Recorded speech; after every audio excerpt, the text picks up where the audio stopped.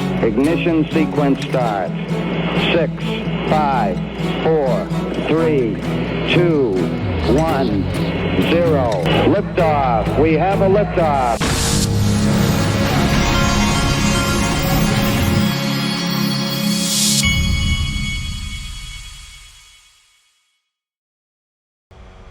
Hey everybody, this is the Digital Asset Investor, and I wanted to remind you, I got these guys from the wellness company. I told you about the wellness medical emergency kit that I bought, and then I've got I worked out a 10% discount, but it's not just for the medical emergency kit that had ivermectin, which I used for, I had COVID recently, but they also, many people, if you're like me, I didn't take the vaccine, but if you did take the vaccine, like my wife took the vaccine, but if you did take the vaccine, there's a lot of people who are looking into taking spike protein support, like vitamins and stuff like this, to try to detox from it. And I don't know anything about that stuff because I'm not a doctor, but they do, on the wellness company, they do have these things. Like they've got one specifically. I've had people ask me about this. These things like nattokinase in them. Anyway, so they have all these products on the website. They've got supplements, then they got several different medical kits. Like they've got a contagion emergency kit, medical emergency kit, just all kinds of stuff like this, all kinds of supplements. But this particular supplement, and you can get the 10% discount on all that. Just use code DAI, and the link's in the top of the description. Once you go to the link, it'll be the medical emergency kit, but just go to up the top here if you want to look at these other things. Alrighty, an interesting thing happened along the way over the last week or so. You're seeing XRP, it looks like XRP decoupling from the rest of crypto. There's been a pretty major down day today, and XRP decided not to participate really. XRP's kind of flat while everything else is getting killed. If you look right here, last 7 days out of the top 10 coins, XRP's outperformed them all. Last 30 days, XRP's outperformed them all.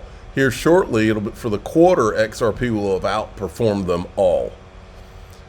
For the year, the VC pump gang has been pumping Bitcoin, Ethereum, Solana as usual, and so they've done really well. But my hunch has always been that when the end game of all of this is that the VC pump gang's not going to be able to control the fact that XRP outperforms all the rest of it, just like it did the last time we had an actual free market in crypto back into late 2017. I believe we'll see that real market again. Now, today is Bitcoin Nashville. It's going to be a big deal because you've got Donald Trump going to speak. You're going to have Robert F. Kennedy there too. You're going to have Crazy for Cocoa Puffs Michael Saylor. You're going to have Kathy Wood, Russell Brand, the comedian who's gotten really popular with his podcast. You'll have Vivek Ramaswamy, Edward Snowden. Let's see who else. You're going to have all kinds of senators and congressmen. And then, so anyway, we'll see how that goes. Now, right here, they are broadcasting live. If you want to watch Bitcoin Nashville, they're doing a live stream of it. Let me see if it's going right now. Earlier, the sound was not working. But anyway, I think they're having to fix some glitches or something. But here's the hashtag, I think, Bitcoin 2024. There's a few photos and videos going around of what it looks like right now. There's the escalator. Here's some of the name tags and all. This is that looks like the main floor for the displays. Let's see what else. There's all kinds of photos that have been posted. Let's see if we can see any other interesting ones. Here's a guy in the main, where they'll be doing the main Hey, this speech. is Tom Young. I just got here down to Nashville for the Bitcoin conference. I just registered.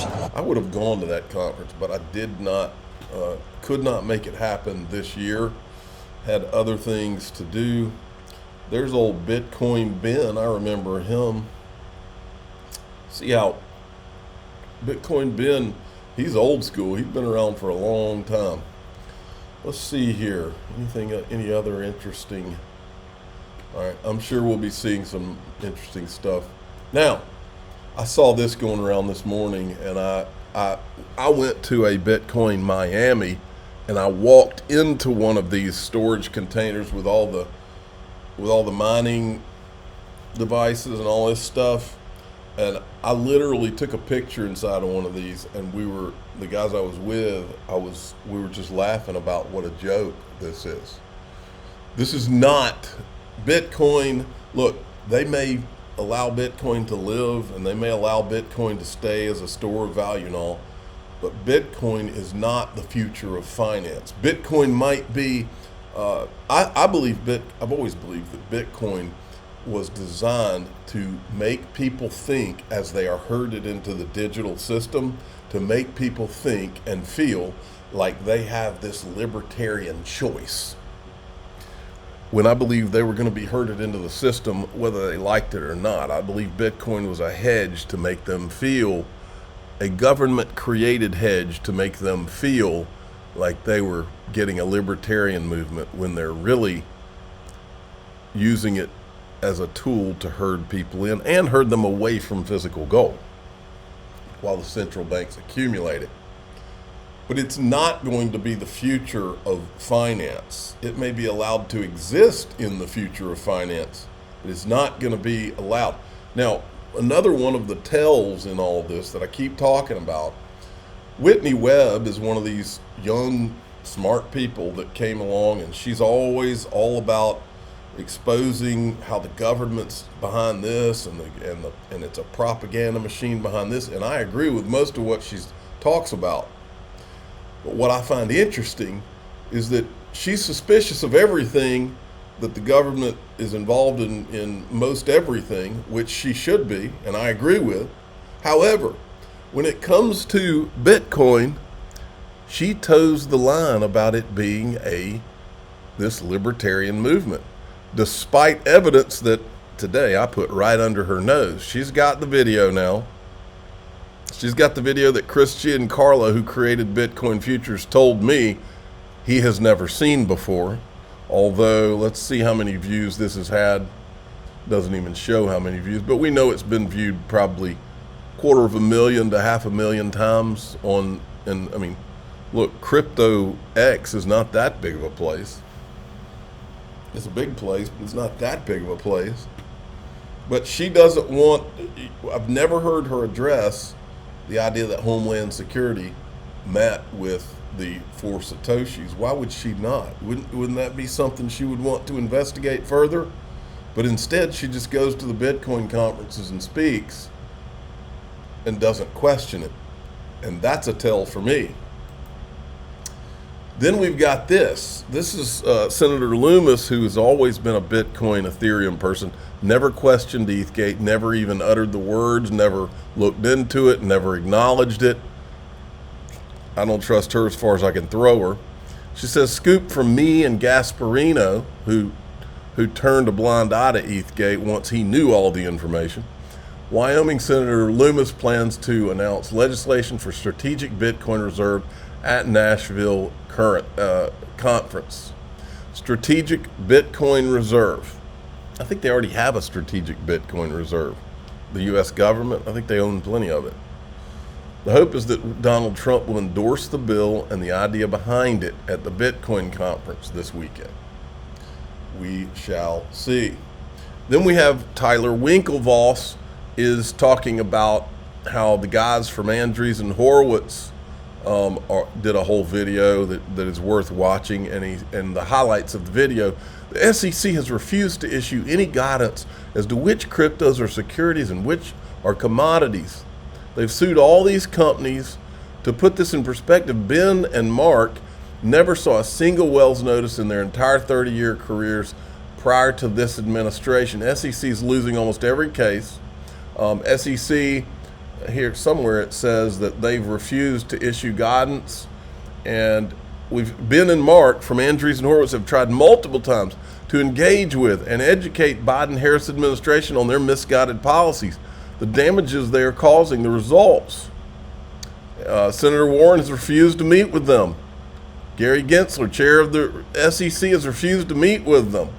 Well, that's all fine and good that these guys now want to be on the good side, but let's not forget, these guys thought they had a monopoly with Bitcoin and Ethereum under the previous SEC, and leading into this SEC. It wasn't until we uncovered ETHgate that these guys all of a sudden became real worried about regulation and stuff, because they thought the Hinman speech gave them that. It was taken away from them because the pressure from ETHgate was too harsh. So these guys are not the good guys. These are guys that are now trying to act like good guys, but they're not good guys. I'm going to have a lot of friends who are probably pissed off at me for saying anything nice about President Trump. You know, the last thing I wanted for the firm, for our employees, for the companies we invest in and so forth, was us to be involved in this, because it gets very emotional and it's tough. But the future of our business, the future of technology, new technology, and the future of America is literally at stake. So here we are. And for a little tech, we think Donald Trump is actually the right choice. And sorry, Mom, she's going to be, I know you're going to be mad at me for this, but like, we had to do it. Anyway, okay. Well, Brad Garlinghouse is kind of, it looks like he's trying to tell everybody, wait, don't jump on Kamala Harris yet. Jumping to conclusions and assumptions about a candidate purely based on political affiliation without any policy proposals holding the crypto industry back, similar to how tribalism has for years. VP Harris is no stranger to Silicon Valley and has an incredible opportunity to provide a reset on critical issues for U.S. competitiveness like crypto regulation. I'll keep an open mind for now, but also agree that if she uses the same Elizabeth Warren-like rhetoric, then she has miscalculated the political liability that is Gary Gensler. Then he replies to this, saying, I agree, let's not jump to conclusions, at least not yet. You can tell Brad Garlinghouse is not buying it, but he's so, I know, look, I understand the pressure that guys like the people at Andreessen Horowitz or guys like Brad Garlinghouse, these guys, their companies are out of San Francisco, which is liberal city, okay? So I understand they have to play this game, okay? I'm in Georgia. I don't have to play this game. These people that are in power right now, Biden, Harris, Senator Warren, Gary Gensler, these people are serial liars.